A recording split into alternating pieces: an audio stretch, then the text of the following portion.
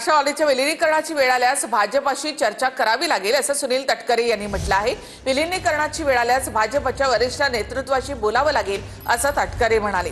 तटकरे प्रदेशाध्यक्ष आहेत, त्यांना अधिक माहिती, त्यामुळे ते बोलले असतील। असं काय घडतं ते पाहावं लागेल असं भुजबळ यांनी म्हटलंय। विलीनीकरणाचा मुद्दा आज तरी खूप दूर दिसतोय, म्हणजे कारण माझ्या स्तरापर्यंत तरी माहिती नाही, कोर ग्रुपच्यापर्यंत कोणाची चर्चा त्या ठिकाणी नाही।